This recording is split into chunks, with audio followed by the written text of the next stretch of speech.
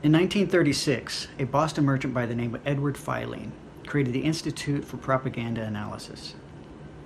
Its purpose was to educate the American public on the methods used by propagandists. He thought that that propaganda was the enemy, basically, of critical thinking.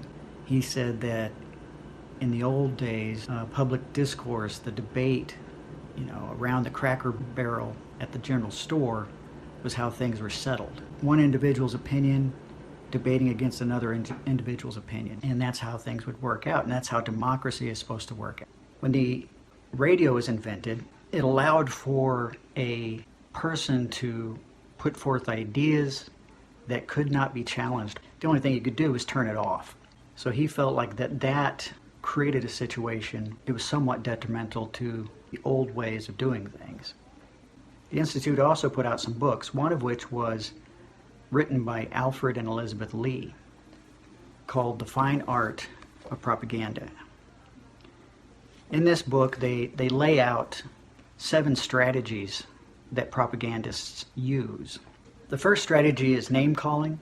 It's a manner of denigrating your opponent. The propagandists arouse a suspicion and prejudice against this type of person. So calling them, say, a racist or a bigot or a fascist or a Nazi or misogynist or homophobe, or calling them uneducated or anti-science, all of these things are intended to diminish the value of their opinion, because once you've devalued this type of person, they're no longer worth listening to. And it allows for verbally or physically attacking them, their institutions, their religious beliefs, or their political beliefs, and their leaders.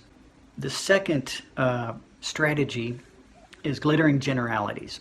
And this is basically catchphrases, emotionally charged catchphrases, with the intent of stirring up your followers, either against somebody by using a generality against them or rallying your troops. It will sound like the news outlets, when they use these types of terms, they'll all sound like they're coming from the same memo. Like they all got a memo that said, oh, use this phrase every time you're talking about something. The third strategy is transfer. Now, transfer is something where you can transfer the sins of your own political party over to the other party, or you could take something that's revered by the public and transfer it over to your cause. The next strategy is testimonial. This is using a beloved person, a celebrity, somebody that everybody admires to further your cause. You can have a lot of the late night talk show hosts, the comedians, they're all coming out on a political side. That's part of the propaganda tool. It's using people that can sway public opinion easily because they're well liked. The next strategy is plain folk. Plain folk is where the propagandist tries to take on the persona of those that they're talking to, try to look or act a certain way or speak a certain way, use a certain accent when they're speaking to certain groups. The next strategy is bandwagon.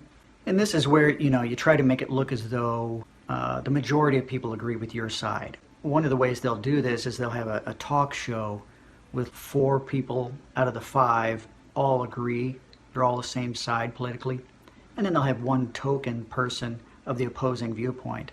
And so that gives the impression that, well, most people agree with us. The next strategy is card stacking. And this is basically where, you try to make it seem as though the debate is closed. There's a scientific consensus. We might as well not even talk about it anymore because it's already settled. It's not open for debate anymore. These are the types of things that say your opinion is outdated. It's invalid at this point because it's already been settled. Another way that this can be done is not allowing speakers to speak at a college or an event and trying to block them from speaking, or even on social media, Facebook and Twitter, blocking certain political viewpoints. That's all part of propaganda. You can also use whistleblowers or cite unnamed sources or bring out people to fling all kinds of accusations against somebody, creating an unfair situation that the person can't defend against. After any large news story where the media has seemed to get the story completely wrong, everybody's always like, well, how did they get it so wrong?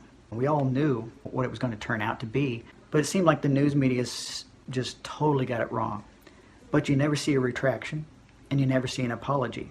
And that's how you know it's propaganda, because they know they're telling incorrect information. That's the whole point of it. The news media is trying to control the narrative, put out propaganda, make their position seem to be the valid one, all while knowing that it's false. They don't care that it's false.